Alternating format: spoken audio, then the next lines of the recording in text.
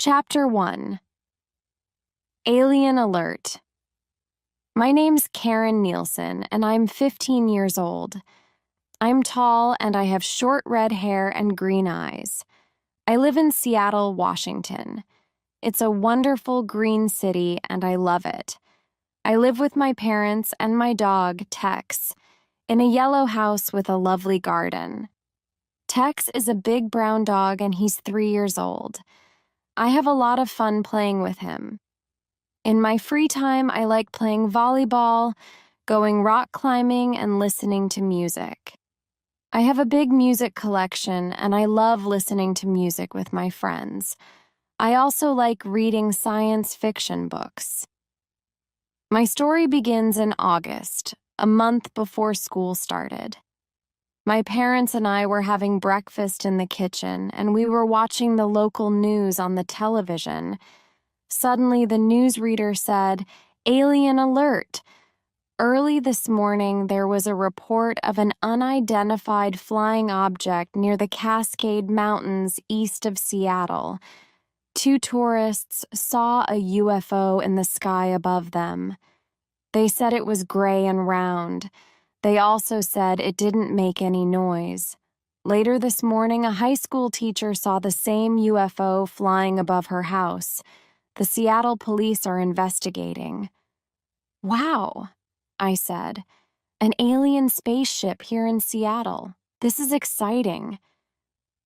"Do you believe it?" asked my mom. "Who knows?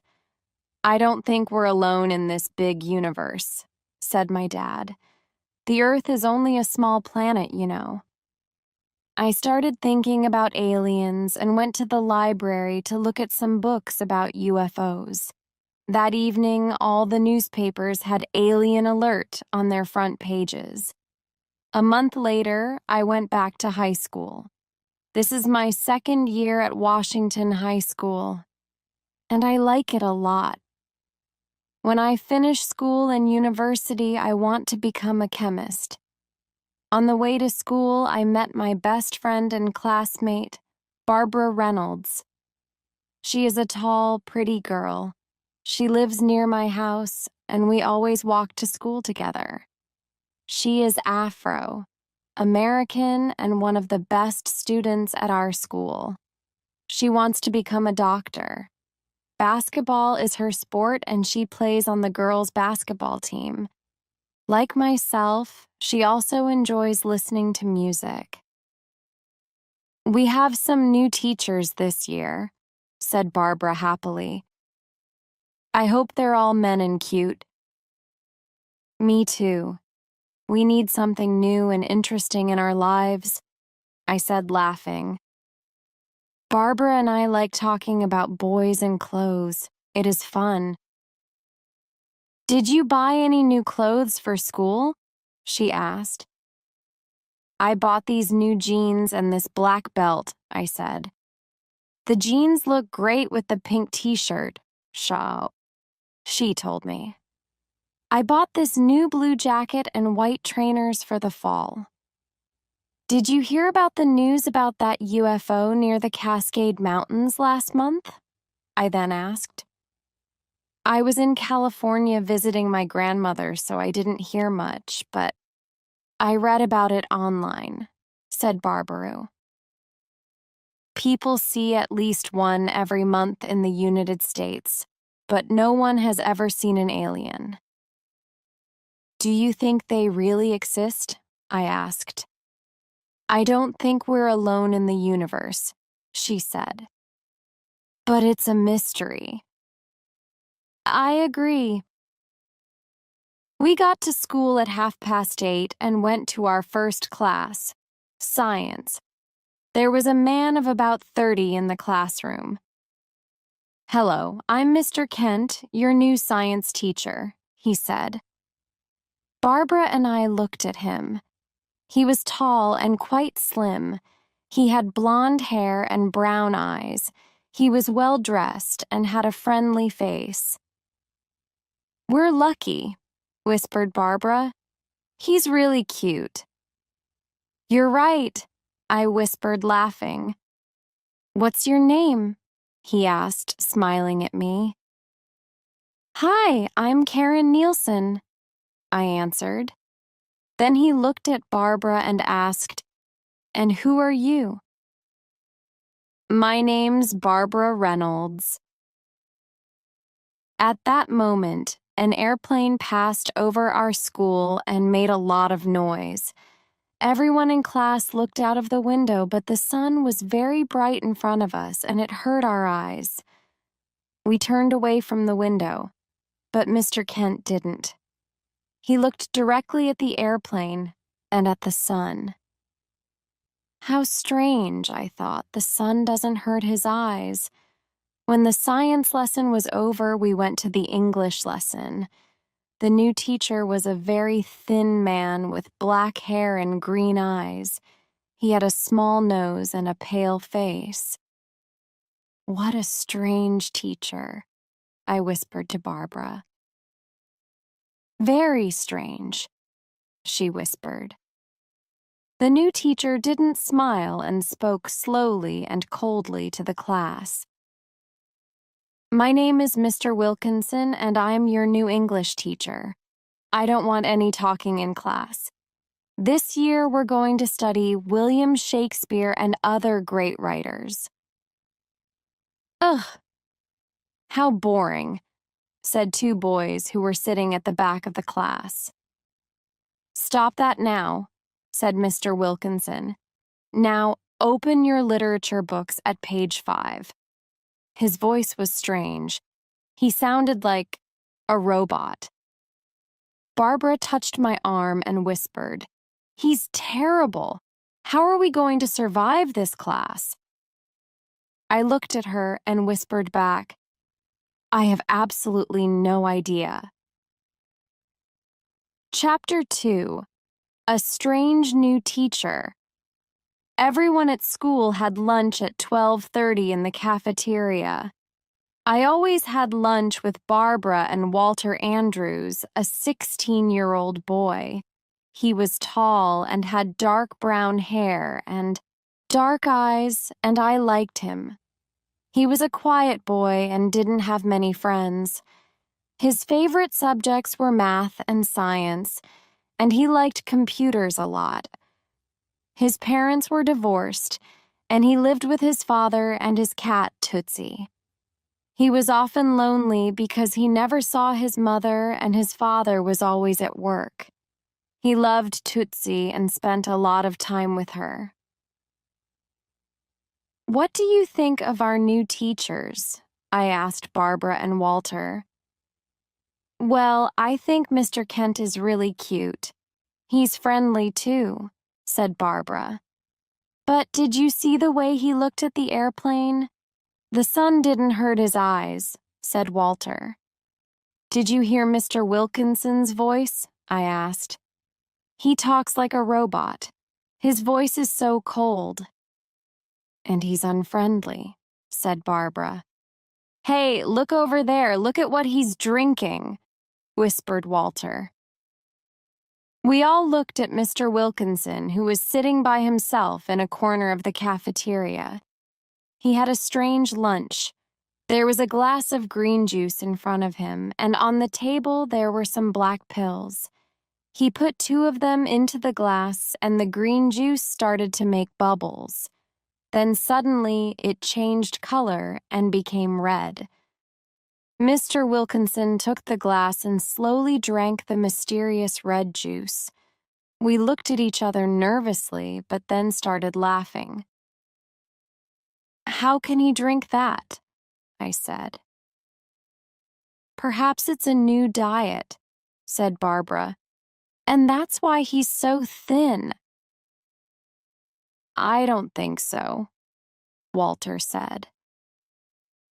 "There's something strange about our English teacher," I said. The next morning, during the English lesson, Mr. Wilkinson started asking us some personal questions. "Andrews, Walter Andrews," said Mr. Wilkinson. "Tell me something about yourself." Walter was surprised because teachers didn't usually ask personal questions. Well, I like computers, and my hobby is astronomy, he said. I have a small telescope and I like looking at the stars. I have a pet called Tootsie. She's a black and white cat. Good. You have an interesting hobby. Thank you, Walter, said Mr. Wilkinson. He then asked other students about their life and hobbies.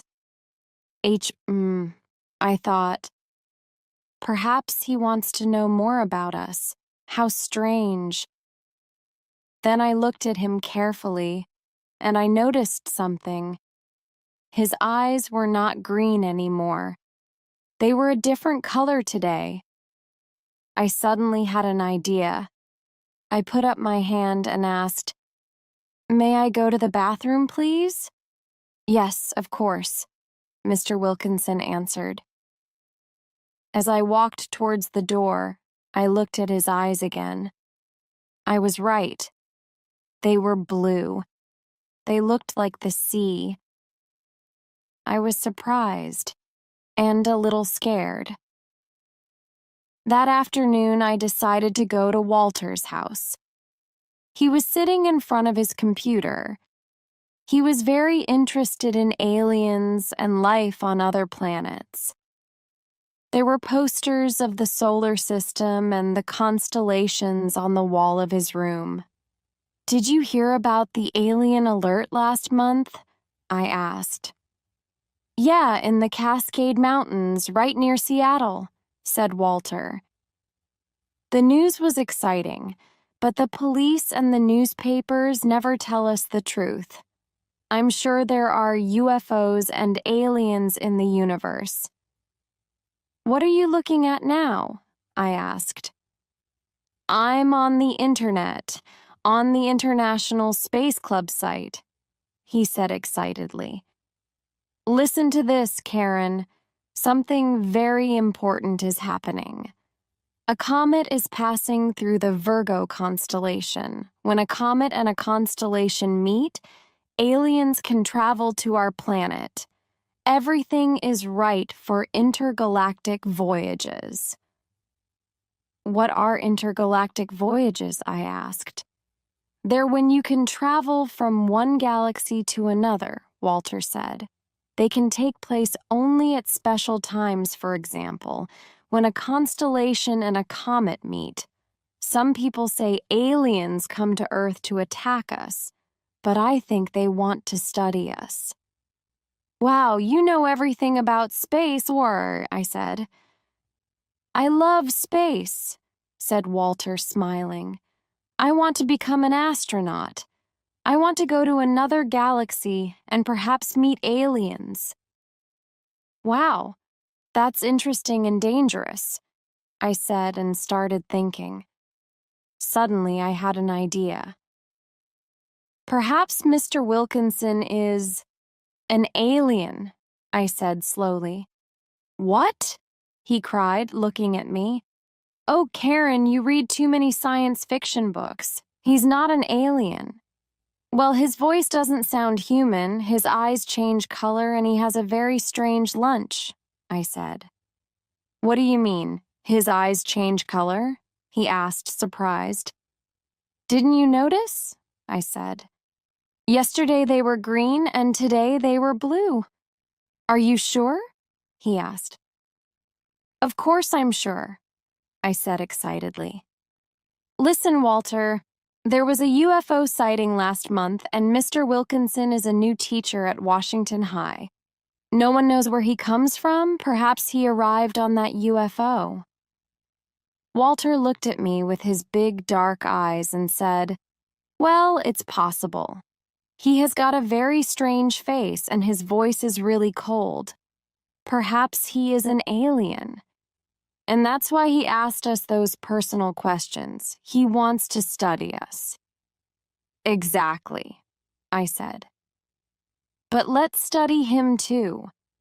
We can follow him and see where he lives." Chapter 3. A Sad Story. "Good morning," Mr. Kent said, smiling. "Today we're going to the lab to do some practical work." The lab was a big room with long tables, chairs, and big cupboards. There were white mice in cages. When Mr. Kent walked by their cages, they all started running around and making a lot of noise. "What's the matter?" laughed Mr. Kent, speaking to the white mice. "Are you afraid of me? I won't eat you." Then he looked at the class and said, "Today's lesson is about worms. I'm going to give you some worms and you have to cut them in half. The two pieces can live and move by themselves. You'll see." I was not happy. I looked at my worm. It was long and green. I didn't want to cut it. "Karen, are you afraid of your worm?" asked Mr. Kent, smiling. "Give me your knife and I can help you." His arm touched mine and I got an electric shock. I jumped up from my chair. "What's wrong, Karen?" asked Mr. Kent. "Oh, nothing," I said, trying to smile. He cut the worm and then walked to the next table to help other students. I wrote a note to Walter and told him about the electric shock. "Walter," I whispered. He turned around and I gave him the note. "Walter and Karen, what are you doing?" asked Mr. Kent. "What do you have in your hand, Walter?" His voice scared me. Walter and I were in big trouble with the teacher. Nothing," said Walter. "Please pay attention," said Mr. Kent. "Next time you'll have to give me the note." "I'm sorry, Mr. Kent," said Walter. When the science lesson was over, Mr. Kent called me to his desk. "Oh no," I thought. "I'm sorry I scared you during the lesson. 2 years ago, I had a bad car accident and lost my arm. My left arm is artificial. It's an electric arm. Sometimes it gives electric shocks." I was surprised and sorry. At lunch, I told Walter and Barbara about Mr. Kent's electric arm. They were both surprised. As we walked out of the cafeteria, we saw Mr. Wilkinson. "Hello, Mr. Wilkinson," said Barbara. "Oh, hi," he said, looking at us. His eyes were green again, but I didn't say anything. At 3:30, Walter and I ran out of the school and waited for Mr. Wilkinson to walk by. We saw a lot of students and teachers, but we didn't see him. Finally, we saw him walking down the street and we followed him silently. He lived near the school in a pretty white house. There was a small garden around it and a big tree near the front door. He walked into his house and we went quietly to a window and looked inside. He put some books on the kitchen table and opened the refrigerator. He took out a bottle of the horrible green juice and put it on the table. Then he went upstairs. "Oh no," said Walter. He went upstairs. "No problem," I said. "I can climb up this tree." "Are you sure?" asked Walter, surprised. "Of course," I said, laughing. "Don't forget, I go rock climbing." "Well, be careful, Karen," said Walter. I climbed up the tree and I could see Mr. Wilkinson's bedroom. "What's happening?" whispered Walter. "He's in his bedroom and he's sitting in front of a mirror," I whispered back. "His hands are on his hair. Oh no." "What? Tell me," asked Walter. I continued looking into the house. Mr. Wilkinson was now completely bald. I felt cold. Suddenly, I saw my face in Mr. Wilkinson's mirror, and he saw it too. He turned around and looked at me. I was terrified and didn't know what to do. I could not run away because I was at the top of a big tree. But Mr. Wilkinson didn't look angry. He looked sad. He walked over and opened the window. "Karen, what are you doing up this tree?" he asked. I, "Please climb down," he said. "I want to talk to you." I climbed down the tree and Walter was waiting for me. He looked very worried. "Come on, Karen, let's run away," he said. "No, Walter, we can't," I said. "Mr. Wilkinson wants to talk to us." Mr. Wilkinson came out of his house and stood in the garden. "You students think I'm strange," he said quietly. "I can understand why." Walter and I were terrified. "Let me tell you my story. Last year, my doctor told me I was very ill. I had cancer." "Oh, how terrible. I'm really sorry," I said. Yes, it was terrible. I had an operation and then chemotherapy. After the operation, I lost my voice, so now I speak with a type of artificial voice. That's why my voice sounds strange. I lost all my hair from the chemotherapy, so now I wear a wig. "We didn't know?" said Walter. "Mr. Wilkinson, we're very sorry about our terrible behavior," said Walter. "Yes, please forgive us," I said. "Oh, don't worry, I am getting better now, which is good," he said quietly. "May I ask you a question?" Walter said. "Of course." "What's that green juice you drink at lunch?" Walter asked. He smiled and said, "The green juice and the black pills are medicines." "But why do your eyes change color?" I asked. "So you saw that, did you? You kids see everything," said Mr. Wilkinson. "I wanted to do something different, so I bought a pair of colored contact lenses. I thought a new look could make me feel better."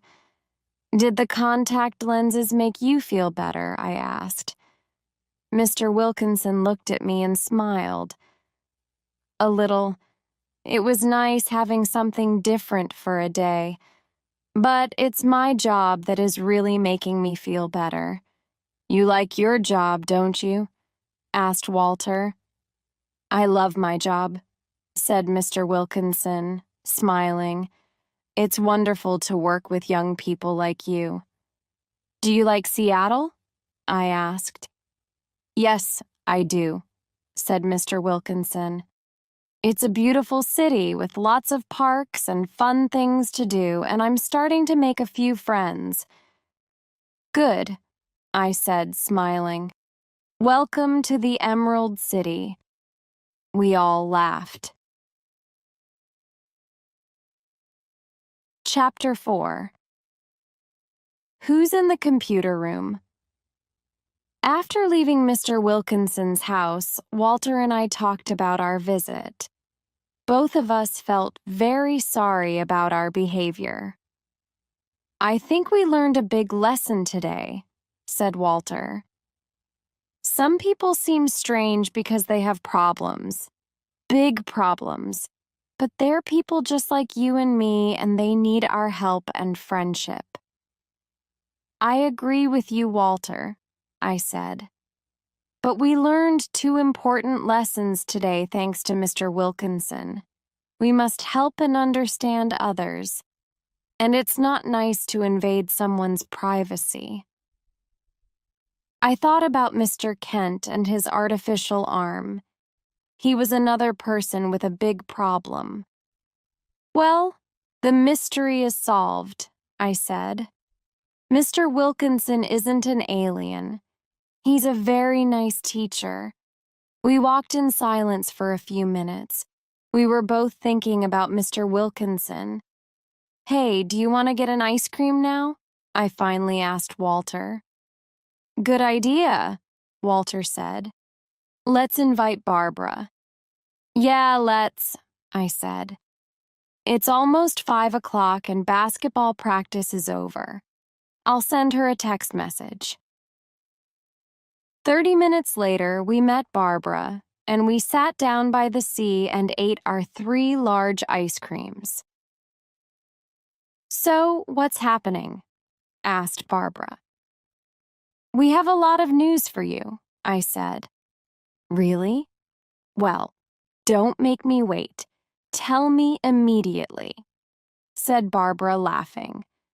We told her everything. The news about the comet and the intergalactic voyages, and how we had the idea that Mr. Wilkinson was an alien. We told her about what happened when we followed Mr. Wilkinson home and the teacher's sad story. Barbara listened carefully, and she was very surprised. The poor man, she said sadly. What a terrible problem. And he's alone here in Seattle, isn't he? Karen, let's make him a delicious chocolate cake next weekend. My mom can help us. It'll be a welcome present. Yes, let's do it on Sunday afternoon. Then we can take it to school on Monday, I said. He'll love it. Well, girls, I'm not a good cook, but the chocolate cake sounds great, said Walter. Now tell me more about intergalactic voyages, said Barbara. Yes, please do, I said. Perhaps aliens will come to visit Earth. Walter told us a lot of interesting things about UFOs and aliens. I suddenly noticed that it was getting dark. I tried to look at my watch, but it wasn't on my arm. Oh no, I said. Where's my watch? Then I remembered. I took it off in the gym, at lunchtime. I'm sure I left it there near the showers after volleyball. I must go and get it now. Don't worry, Karen. The janitor will find it and put it in a safe place. You can get it in the morning, said Barbara. But that watch is really important to me. It was a present from my grandparents, I said. But the school's closed at this time, said Walter. No, it's not closed today because Mrs. Wong is preparing some math tests for her classes, I said. How do you know that? Asked Walter. I heard her talking to Miss Cruz this morning, I said. You know everything, said Barbara, smiling. Okay then, we'll see you tomorrow morning. Walter also smiled and said, Good luck. I ran to Washington High and the main door was open. I went in and started going to the gym, but something stopped me. I had a strange feeling, but I didn't know what it was. Something was pushing me upstairs. I was afraid because the school was dark and silent. I started going up the stairs to the first floor. Where am I going? The gym is downstairs. Why am I going upstairs? I asked myself. My heart was beating faster and faster. Something was waiting for me at the top of the stairs. I knew it. But what was it? I wanted to run home, but I could not do it. I had to find out. When I got up to the third floor, I saw a light on in the computer room. I went quietly to the door. Someone was working in front of a computer. It was Mr. Kent. He was writing a long line of numbers and letters. Suddenly, I saw the face of an alien on his computer screen. The alien had a green head and big red eyes. It didn't have a nose or any hair. Its mouth and ears were very small. Then Mr. Kent put both of his hands on his head. He closed his eyes and started pulling his hair. He was taking his hair and his face off. Suddenly, Mr. Kent had a green face like the alien on the screen. He was an alien! I was terrified, but I could not run away. He started talking to the alien on the screen. "Clyreg is calling home. Clyreg here," he said. "Altank Pilex, Clyreg. This is your leader speaking. How are things going?" said the alien on the screen with a strange voice. "Everything is fine, Gortz, but I'm tired of this mask. Life as a human is difficult," he said. "Your work on Earth is very important," said the alien. "You have to stay there until everything is finished. Did you choose the student who will come to Mitrax?" "No, I'm going to choose one tomorrow," said Mr. Kent. "What?" I thought. "He's going to take a student to another planet. This is terrible." "There's little time, Clyreg. You have to hurry. Remember, we'll meet you and the student at the old airfield behind the school on Friday night at 9:30 p.m. Don't be late. When the comet leaves the Virgo constellation at midnight, the intergalactic doors close. And then we can't return to Mitrax for another 600 years. "I know, Gortz. I won't be late," said Mr. Kent. "Good. But how will you get the student? You can't touch him or her because you're electric." "I have a plan," said Mr. Kent. "On Friday evening, there's a PTA meeting at school. There will be a lot of people here, teachers, parents, and students. During the meeting, I'll ask a student to come with me to the science lab. Then I'll spray him with my special X5 spray. With the X5 spray, humans can't think anymore. They forget who they are. They can only obey. The student will follow me to the old airfield." "Everything on Mitrax is ready for the human," said the alien. "We want to study him." "Good." "Altank Pilex, Gortz," said Mr. Kent to the alien. Then he wrote a long line of numbers and letters on the computer screen, and it turned black. I went quickly and quietly down the stairs and ran out of the building. I started running down the street and across the park. I could not stop thinking about the green head and the big red eyes of the alien. And I could not believe that Mr. Kent was an alien and he was planning something terrible. What could I do to stop him? I had to talk to Walter and Barbara. I felt cold and my heart was beating fast. I wanted to get home as fast as possible. Chapter 5.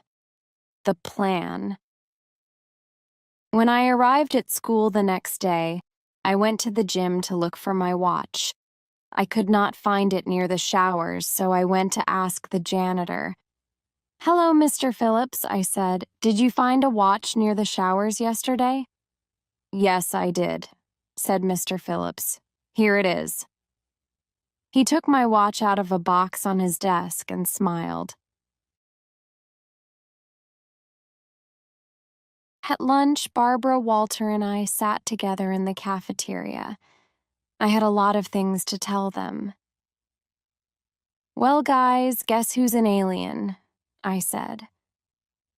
"Oh, no," said Walter. "Not another alien. First, it was Mr. Wilkinson." "Is this a joke?" asked Barbara. "No, listen to me, please," I whispered excitedly. "Mr. Kent is an alien." "What?" cried Walter. "No, he's not," cried Barbara, who thought I was joking. "Shh, be quiet," I said. Some of the other students turned around and looked at us.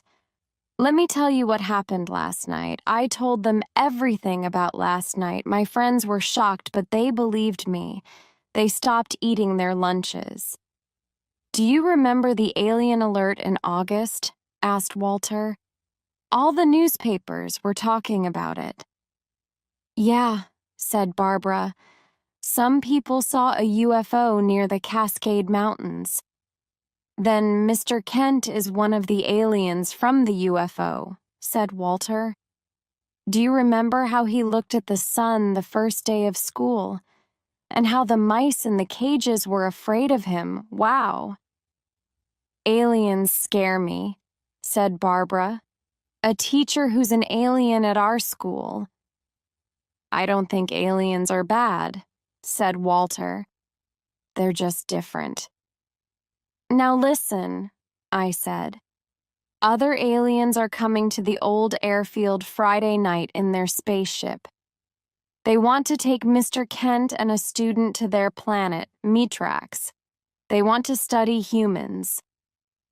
A student, cried Barbara. That's one of us. We have to stop him, said Walter. Are the aliens coming this Friday? Asked Barbara.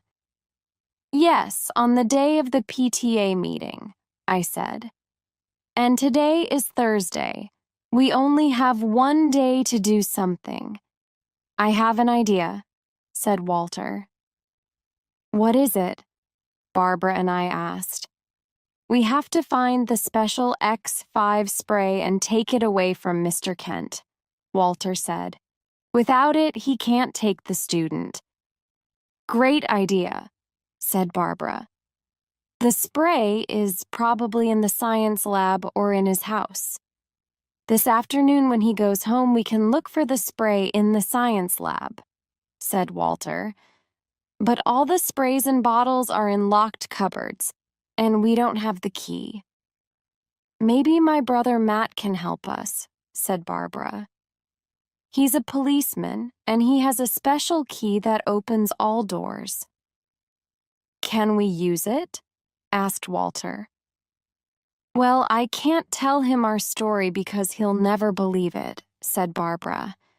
But sometimes he goes to work and leaves the special key in his room. I'll look for it and take it. Then I'll put it back.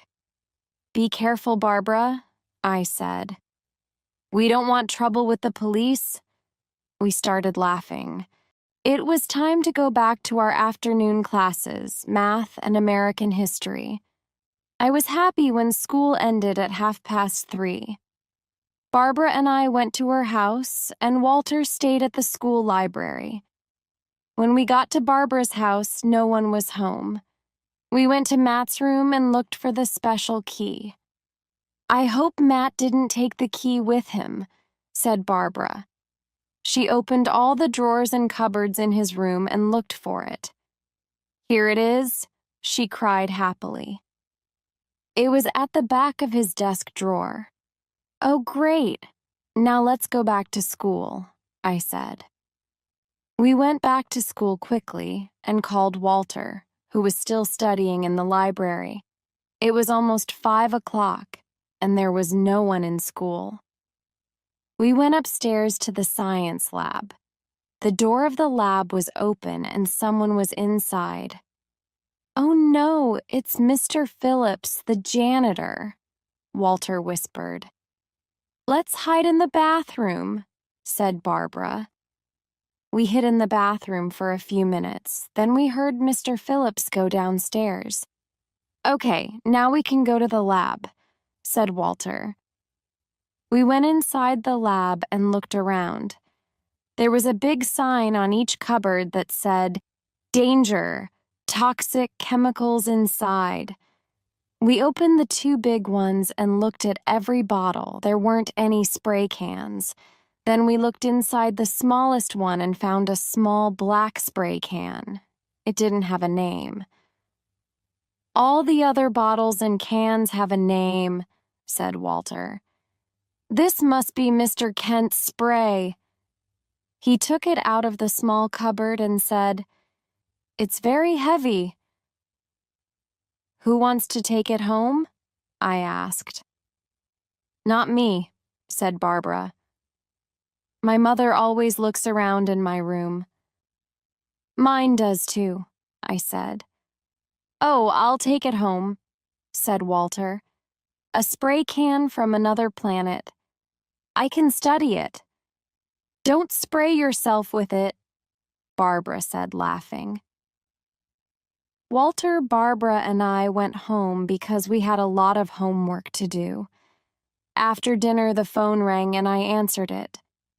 Hi, Karen, said Walter. Can you come to my house? I have to talk to you. It's 8 o'clock and I'm doing my homework, I said. Karen, please, this is important, Walter said. Are you all right, Walter? I asked. You sound strange. Please come, Karen. It's important. Okay, I'll be there in 15 minutes, I said. I quickly put on my jacket and ran downstairs to the living room. My mom was reading the newspaper and my dad was watching TV. Tex was sitting next to them. Mom, I'm taking Tex out for a walk. At 8 o'clock at night? My mom asked, surprised. Yeah, I'm tired of studying, I said. I really need to take a walk and get some fresh air. I'll be back by 9 o'clock. Some fresh air is good for you, Karen, said my dad. It's a nice evening. See you later, I said. Tex and I walked down the street and crossed the park quickly. What did Walter want at this time? I wanted to find out. It was a warm evening and there was a full moon in the sky. Chapter 6. A Big Decision. Walter was waiting for me at the front door of his beautiful house. Hi, Karen, he said. You can leave Tex outside in the garden. Tootsie doesn't like dogs. I know, and Tex doesn't like cats either, I said, laughing. Walter was home alone, and we went to his room and sat down. Karen, I have some news for you, he said. News? What news? I asked. I want to go to meat tracks with Mr. Kent, said Walter. What? I cried. Are you joking? No, I'm not joking, Karen, he said. This is a great opportunity for me. You know I want to become an astronaut. A trip on a spaceship to another galaxy is wonderful. I can see meat tracks and the aliens who live there. I can study them and see how they live and what they eat. I can find out things that aren't written in books. This is a great scientific adventure, and I'm lucky I can go. How many people have the opportunity to go to and explore another planet?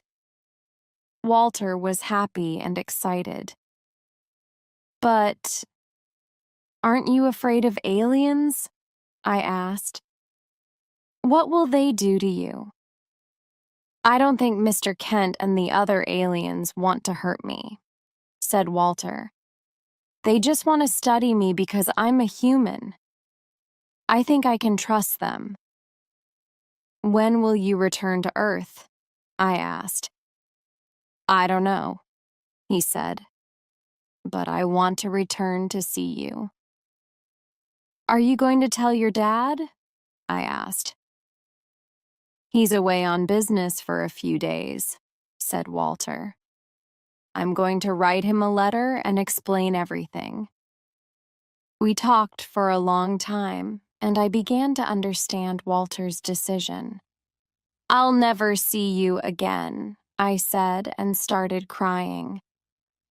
He took my hand and said, Please don't cry, Karen.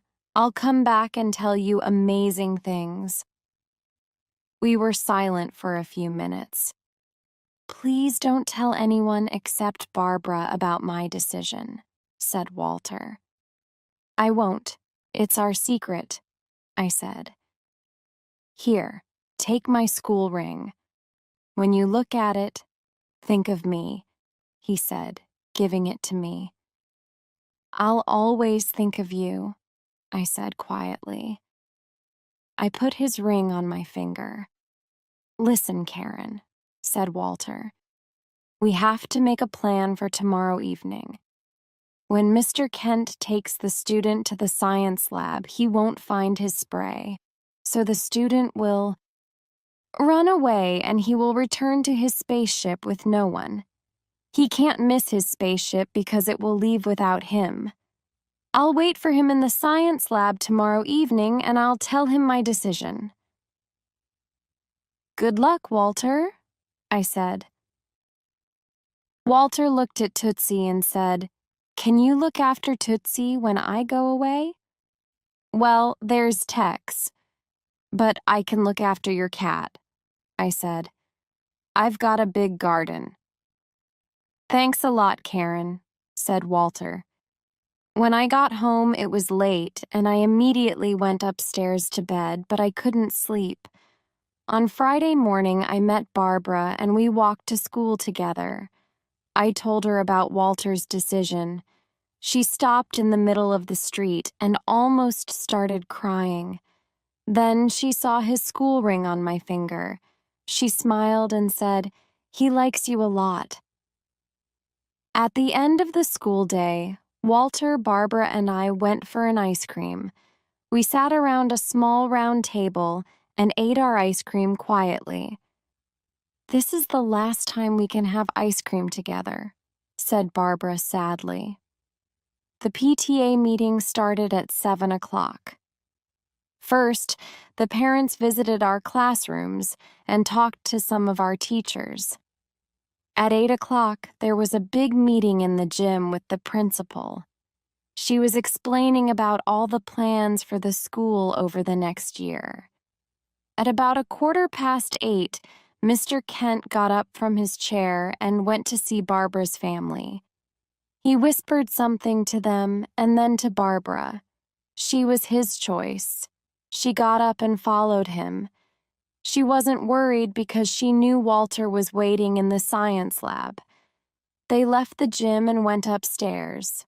I decided to follow them. "Karen, where are you going?" whispered my dad. "Oh, I'm just going to the science lab for a minute." Chapter 7. The Old Airfield. When I got to the science lab, I slowly opened the door and looked inside.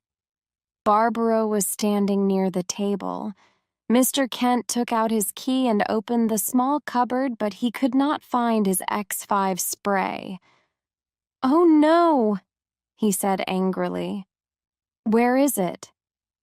I heard Walter say, "What are you looking for, Mr. Kent?" "Walter, what are you doing here?" asked Mr. Kent, surprised. "Are you looking for your X5 spray, Clyreg?" asked Walter calmly. How do you know my name and about the spray?" asked Mr. Kent nervously. "We know everything about you," said Barbara. "Yes, we know who you are and why you're here," I said. I walked into the lab and closed the door. Mr. Kent was very surprised and looked inside the small cupboard again. "We know about your plan and I want to go to Mitrax with you," said Walter, looking at Mr. Kent in the eyes. "Leave Barbara here and take me with you. You can study me. I'm not afraid. I know you won't hurt me." "You want to come to Mitrax with me?" asked Mr. Kent, who was shocked. "Yes, I do," said Walter. "I want to find out about life on other planets." "That's a very brave decision," said Mr. Kent. "Mitrax is in another galaxy, and it's very different to Earth. Are you sure?" "Yes, I'm sure," said Walter. "It will be a great experience." "Mr. Kent, can I ask you what Mitrax is like?" I asked. I wanted to know something about where Walter was going. "Yes, Karen, you can," he answered. "Mitrax is a small planet, about half the size of Earth. There are no buildings and we all live in spaceships. Our technology is much more advanced. Walter will have a lot of fun discovering all the new things. It sounded interesting. I looked at my watch and said sadly, "It's almost 9 o'clock. You're going to miss your spaceship. Goodbye, Walter, and good luck." "One day I'll come back," said Walter, looking at me. Mr. Kent walked towards the door and Walter followed him. "Yes, goodbye and good luck, Walter," said Barbara. Mr. Kent looked at us and smiled. I thought about the green face and the red eyes under the mask. I could not believe what was happening. "You humans are interesting," said Mr. Kent. "Walter, let's go. We have to get to the airfield before 9:30. Then they ran down the stairs and left the school. I looked at Barbara and said, "Let's follow them. We can see the spaceship and perhaps a few aliens." "Yeah, let's go," said Barbara. There was no one at the old airfield. The spaceship was there, but the lights were off. It was gray and round. Mr. Kent and Walter were standing in front of it. Suddenly, the lights came on and a door opened. A tall alien came to the door. He said something to Mr. Kent in a strange language, and then another strange voice said, "The spaceship is leaving in 1 minute." Walter turned around and said, "Goodbye, Karen. Goodbye, Barbara." "Have fun on Mitrax," I said, laughing and crying at the same time. Walter and Mr. Kent went inside the spaceship and the door closed suddenly. The spaceship lights turned on and it immediately went up into the night sky silently. Barbara and I watched it until it disappeared. Then we went back to the meeting at school. Barbara went to sit with her parents, and I went to sit with mine. "Is everything all right, Karen?" my mom asked. "Of course," I said. "This is a very interesting meeting," said my dad. "When it's over, we're invited to coffee and cake in the cafeteria." "Oh, okay," I said, but I wasn't interested. I was thinking about Walter, Mr. Kent, the spaceship, and my tracks. Barbara looked at me and smiled. She was the only one who could understand how I felt that evening. 6 months later. The day after the PTA meeting, Barbara and I told everyone the truth about Mr. Kent and Walter. The news was on the front pages of every American and foreign newspaper. There were hundreds of articles about the UFO, Mr. Kent, Walter, and Mitrax. Journalists came to our school and interviewed us. They took pictures of us and the old airfield. TV stations from all over the world also came to film Washington High School. The news was on television for weeks. Then things slowly started to get back to normal. At school, we now have a new science teacher. Her name is Miss Lundberg, and I don't think she's an alien. But who knows? Mr. Wilkinson is feeling better, and he often smiles and laughs. He's starting to eat a big lunch in the cafeteria like everyone else. We all like his English class because he is an excellent teacher. He'll be our English teacher next year, too. Tootsie now lives with us, and she's happy. She and Tex fought a lot in the beginning, but now they're friends and they play together. Barbara and I often talk about Walter, Mr. Kent, the spaceship, and our great adventure. Some evenings I sit in the garden, look at Walter's ring, and look up at the sky. I think of him on Mitrax. Good night, Walter. Wherever you are, I hope to see you soon.